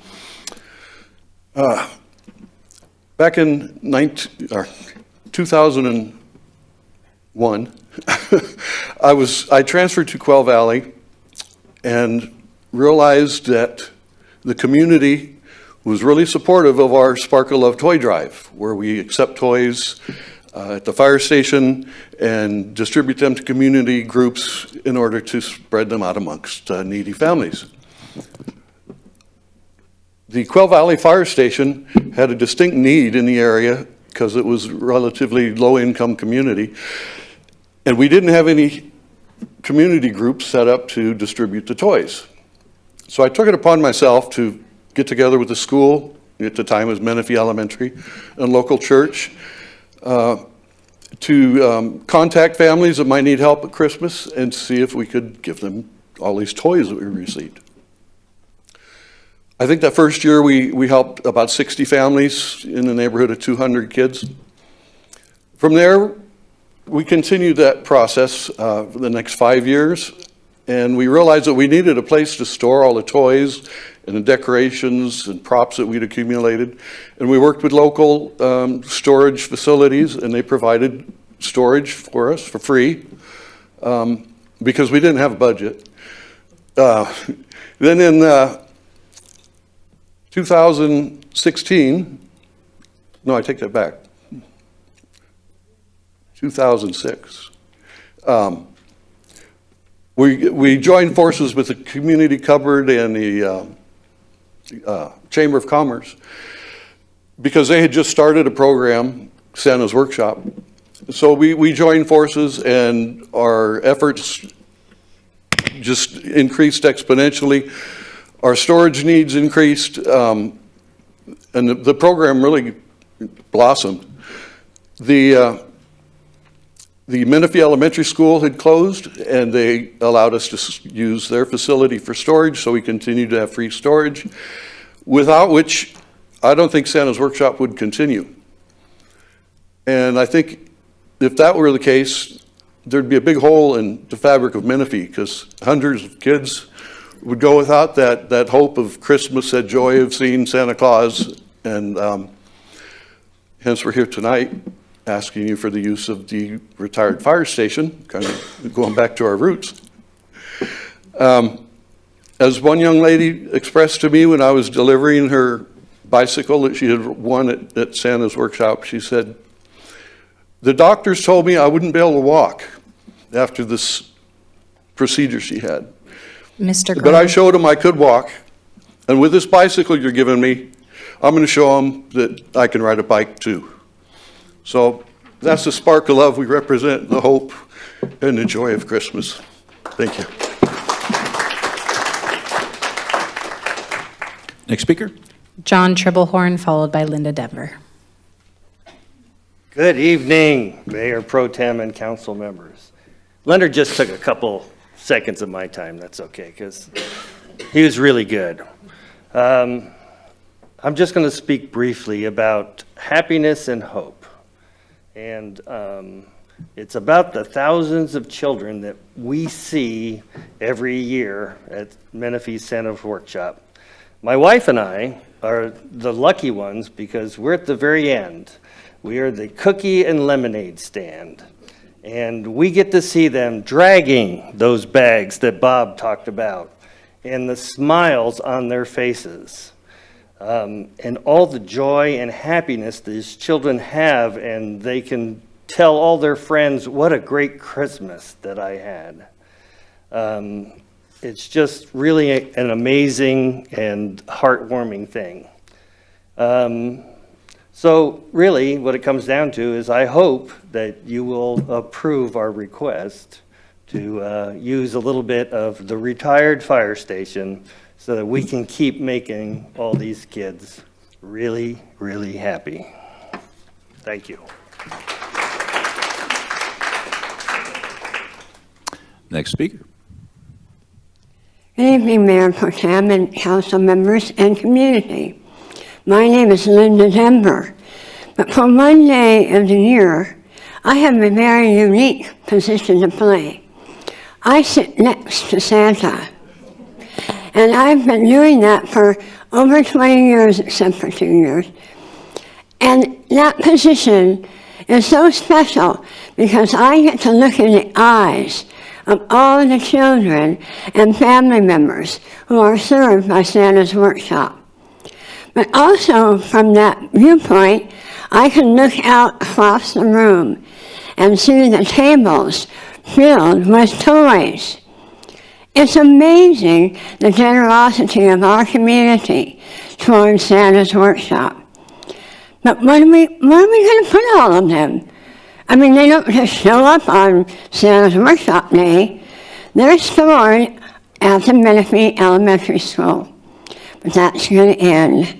And we're asking for your help in giving us some storage space so we can continue to provide the service, to store the toys and all of our accoutrements that we need for Santa's Workshop to be a success. Thank you. Next speaker. Debbie Mannion, followed by Alyssa Turner.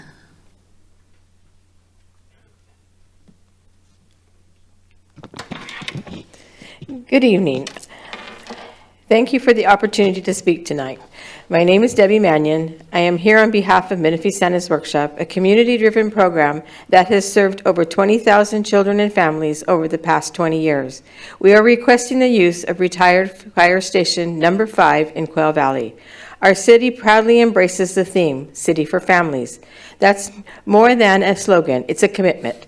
It's reflected in the programs you support, the spaces you create, and the values you promote. Santa's Workshop is a direct extension of this commitment. It is a grassroots, volunteer-driven effort that brings families together, strengthening community bonds, and creating traditions that children will carry forever. For 2 decades, Santa's Workshop has been about more than holiday gifts. It's about dignity, joy, and connection. It's about making every child in our city feel seen, valued, and celebrated. Families who come through the doors aren't just receiving support, they're becoming part of a caring community. Menifee, the city for families. Strong families create strong neighborhoods create strong, thriving city. Santa's Workshop contributes to that by bringing together volunteers, local organizations, schools, businesses, nonprofit organizations, churches, police, fire, Spark of Love, in a shared mission of service. This is not just an event. It is a coordinated community effort of all volunteers, organizations, distribution, and help create a welcoming, festive environment. Our partners collect thousands of toys, clothes, jackets, books, kids science kits, crafts, bikes, family games, puzzles, and essential goods. Right now, our biggest request and challenge is storage.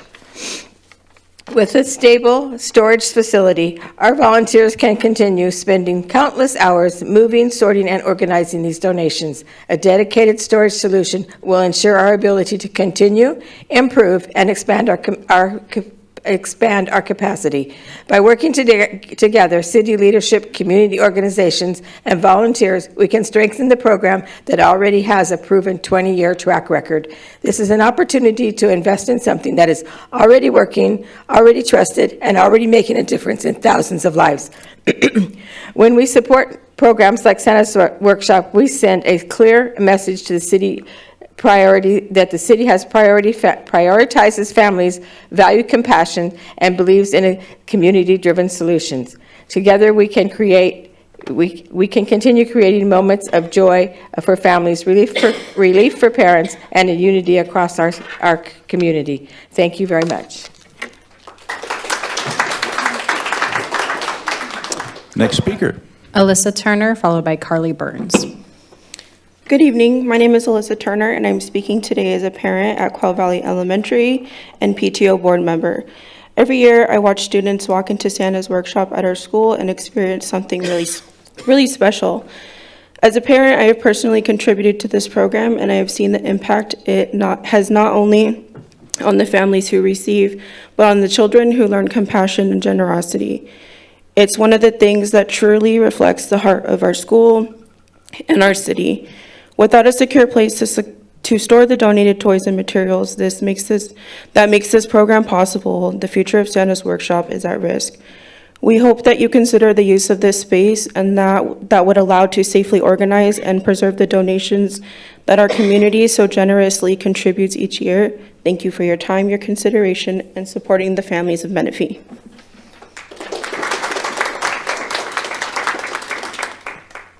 Carly Burns, followed by Mark Donahouse.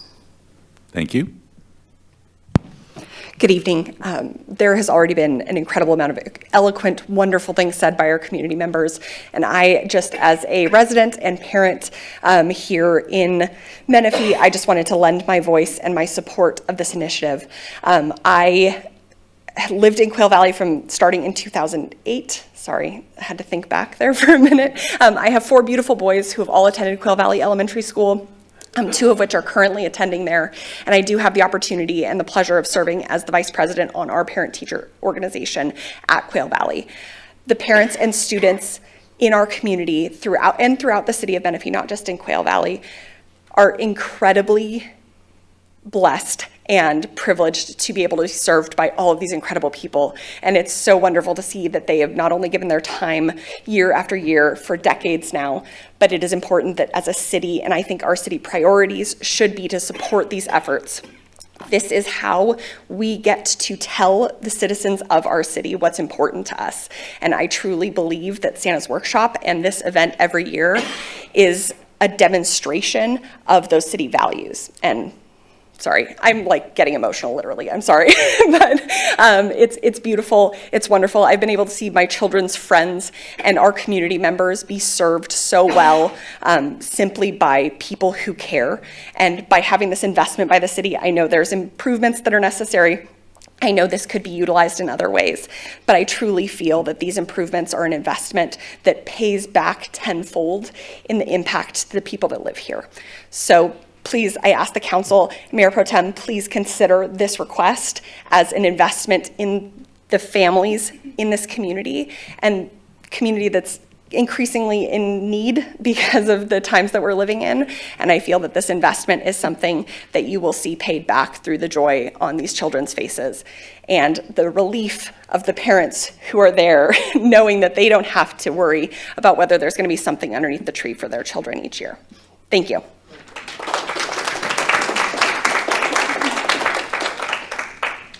Mark Donhouse, followed by Jackie Johansson. Good evening, Mayor Pro Temp and members of the council. My name is Mark Donhauser. I get the pleasure of serving as a Dean of Instruction at Mount St. Jacinto Community College here at the Menifee Valley campus. I've been doing so for the past 10 years, so I've had a chance to see and watch the city grow to the beautiful city that it is today. I'm also the president of a local Black Sheep Motorcycle Ministry for Christ. which is a Christian organization that brings the word of Christ to the motorcycle community. I get to serve as the president for that chapter, which is in the Temecula Valley, and Menifee falls within our scope. As such, we've been serving in partnership with Santa's Workshop for the past 2 years. Last year was our second year, and the first year before that left such an impression on us on how this organization serves the community and the children in need, that last year we were able to raise some funds and contribute a small amount of $1,500 to that effort. It's with that I'm coming to you tonight again, also as many members of the community tonight, to show support for this organization, and just I'm grateful that you all are hearing all of us speak on their behalf, and I'm looking forward to you guys taking it into consideration. Again, there's not many programs that I know of that embody the excellence of serving community members who are in need and providing their time and talents in the way that this organization does, not just on 1 week out of the year, but throughout the year, in order to be able to make this happen. And to be able to see not only the children, but their families have joy that they have by going through this in a well-organized way, in a way that is full of integrity, and be able to provide that to the city, I think is a huge value. So again, thank you for taking your time to consider this request, and we look forward to your decision. Thank you. Hello, Council. I am Jackie Johansson. You guys are all awesome people, so I know you're going to just vote yes on this, but most of my points have already been taken. But when people ask me about Menifee, I have a little short list that I say, these are the best things that are in Menifee. Some of them were mentioned tonight, like Menifee Better Together, or the Christmas tree lighting, or the Independence Day celebration, which I'm a huge fan of the fact that it's in June. And then within the scope of the school district, we have a special needs talent show. I don't know if you've ever been there, but that's like such a fun time. And we also have like a special needs Olympics that we do. Those are all some of the best of the best. But one thing that's always on that list is Santa's Workshop. And so I'm asking you guys to continue to keep kids at the center of this city and everything that you do. And I thank you for finding a new place for them to go. Madam Clerk, any more speakers? Gloria Sanchez, followed by Mike Knighton. Thank you.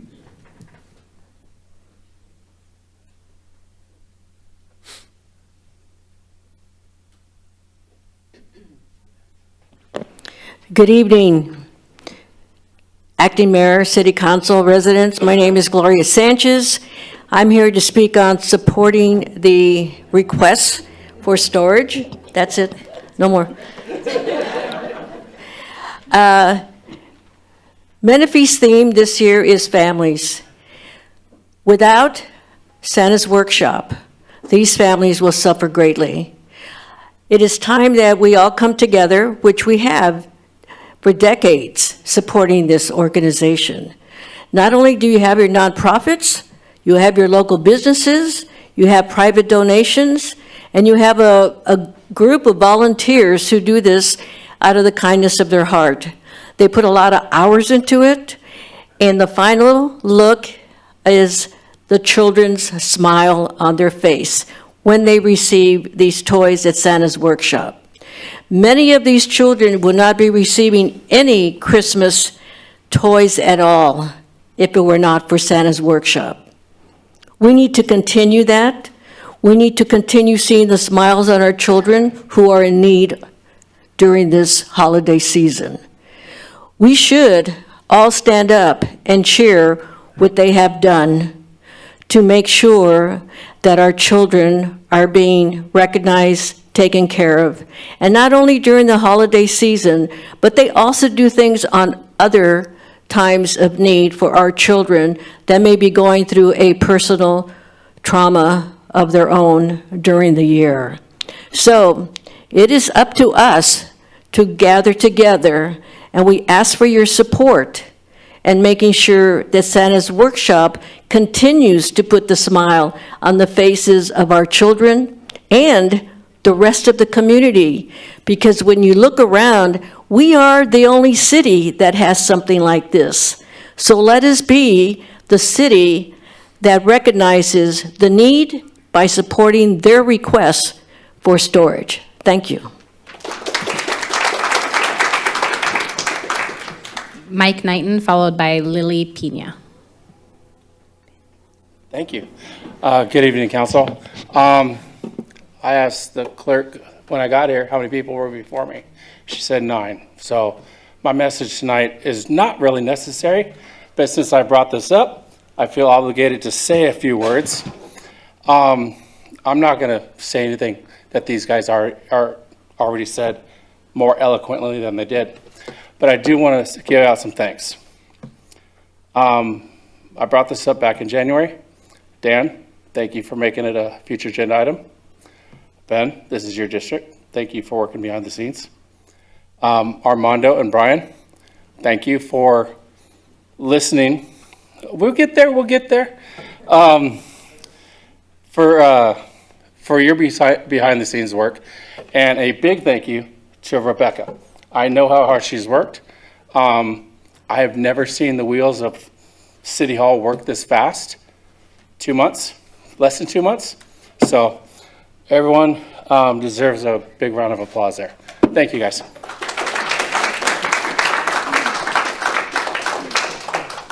Lily Pena, followed by Mireya Rosenfeld.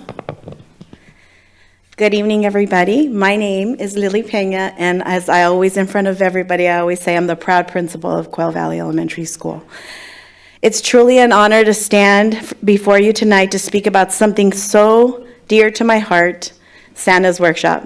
It's the best day of the year for me. For over 20 years, this incredible event has brought hope, joy, and dignity to families in our Quail Valley Elementary School community. I'm going to cry. What makes Santa's Workshop so special is not just the gifts or the holiday spirit, it's the message that it sends to our families. You're seen, you're valued, and you're not alone. As someone who's had the privilege of serving as principal of Quail Valley Elementary for the past 10 years, I have seen firsthand the impact that Santa's Workshop has had on our families. I've watched parents walk in with worry and leave with relief.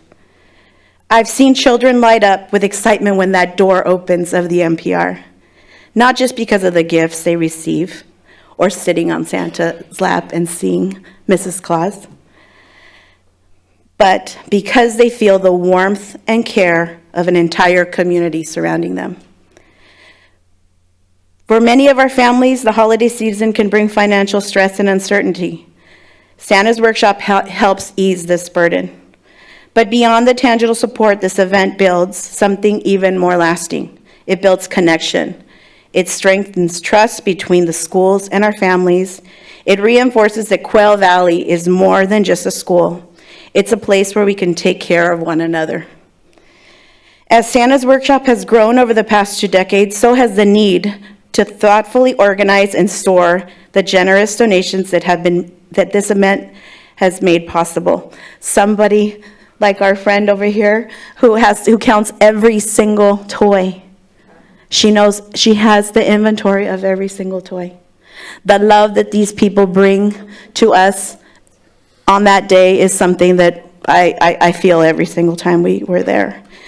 But in order for them to continue serving our families with excellence, we need a dedicated, secure location to store these toys. The former Quail Valley Fire Station presents the perfect solution. Its location within the community, accessibility, and existing structure make it an ideal space to safely store and organize these items. Having this central storage that's so close to our school, because I know how hard these people work bringing these toys, taking these toys, and they do it in about 4 hours. It's amazing. Santa's Workshop embodies the values we strive to instill in our students every day: compassion, generosity, and community. It shows our students what it looks like to give, to serve, and to lead with heart. To everyone who has contributed over the past 2 decades, I personally thank you. Your kindness has created lasting memories and made a difference to many students. Thank you.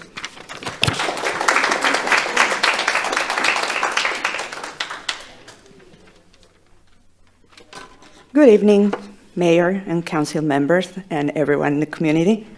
My name is Mireya Rosenfeld, the community liaison for Quail Valley Elementary, Catherine Newport Middle School, and Tawil Elementary within the Menifee School Union District. In this position, it has been an honor to assist our families through events that provide valuable resources. Tonight, I am here to support the request for utilizing retired Fire Station Number 5 as a storage for toys for Santa's Workshop. I believe that Santa's Workshop has become a cherished tradition within our community.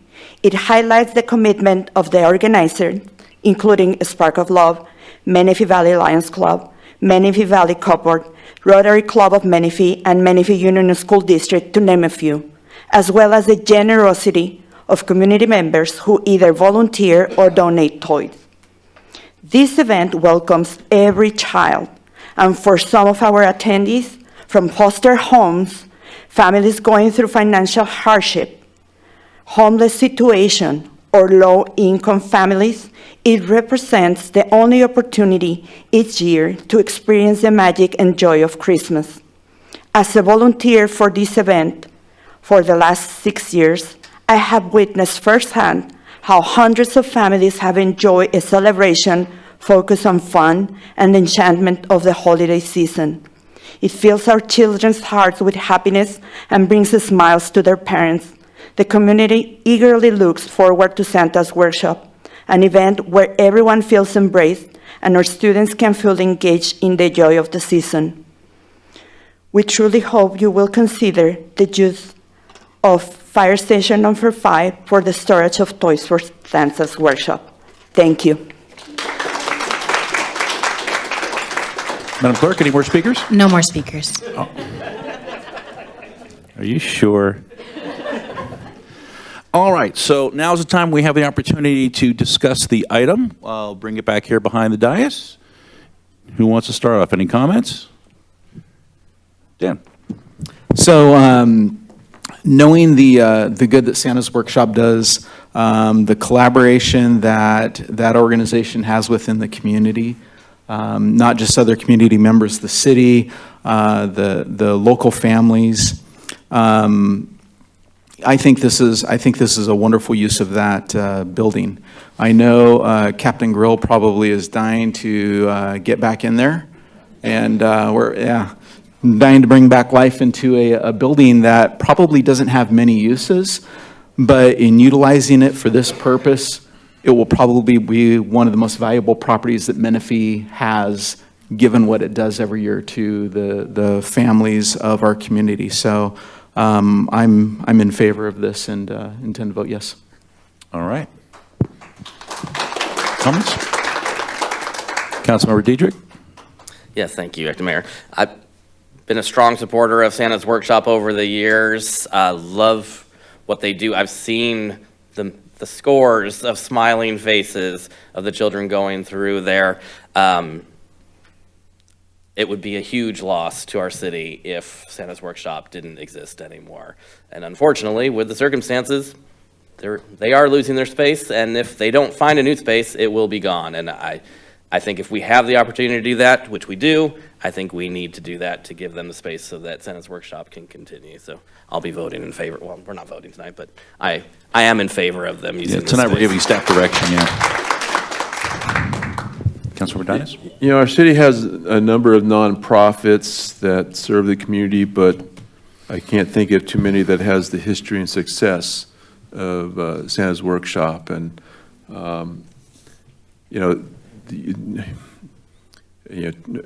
preparing the fire station definitely will have its challenges, but I think that, between staff and the workshop group there, I think we can probably figure that out. I'm sure they don't mind rolling up their sleeves and do a little bit of work to make sure it works. And so I think they serve our community more than what, that a city could ever do itself. I think the best thing that could be done is have private citizens helping our community than, the old thing, we're the government, we're here to help type of thing. It just doesn't work. So I'm fully in favor of it, and I look forward to when it returns. You know, I'm a supporter of Santa's Workshop. I don't think anybody hates Santa's Workshop. I think the good and bad of the success of Santa's Workshop is that it has sort of outgrown being the community is going to help us out with free stuff for the future. It's going to continue to get bigger, and even the facilities we have aren't going to be big enough. You know, Santa's Workshop needs to recognize how good it is and how big it has grown and start looking differently at funding and fundraising and things like that. So, you know, I'm in favor of entering into this agreement with the caveat that we really impress upon Santa's Workshop how temporary this agreement is, that this isn't, you're there for as long as you want to be. This is, we're helping you bridge the gap until you can get funding together and a more permanent space that suits your needs better than this. But I just don't want this to become like a 15-year thing where the building starts to deteriorate around it and becomes unsafe and things like that. So absolutely, I think we need to help them out. They're in a state of emergency. They're one of our most important charities in town. And I appreciate the comments about the repairs, that we can do that because it's our facility. We don't have to put that burden on them. But yeah, I just want to make sure that Santa's Workshop sees itself for what it really is, and it's sort of bigger than you've ever been, and it's not going to get smaller. So with that, I would recommend approval as well. Does staff have enough direction from the council comments? Yes. Is there anything more specific that you need from council? I think we have enough direction and enough support to come back to you guys with a draft rental agreement for consideration. Fantastic. So it looks like it's a go.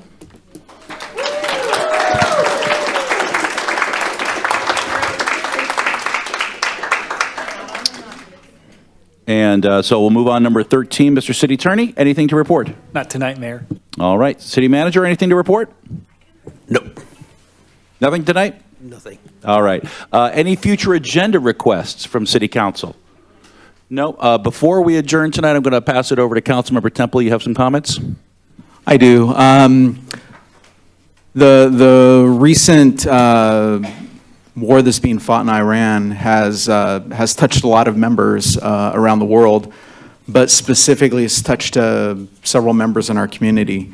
And I was made aware this week of the wife of Mike Kano, who is the VFW president here locally. His wife went to Iran to take care of a family matter prior to the hostilities, and she is now stuck there. And they're having a hard time communicating with her and getting her home, in spite of governments of Turkey and the U.S. trying to work to get her out. It's just difficult. And you know, we have Mike, his wife Monir, as well as our mayor, who are in conflict. And I would just like to request the prayers and a moment of contemplation right now for the members of our community so that they might return home to their families. So let's take a moment right now to reflect on that in the honor of those who are affected by that conflict. If you just take a moment, please.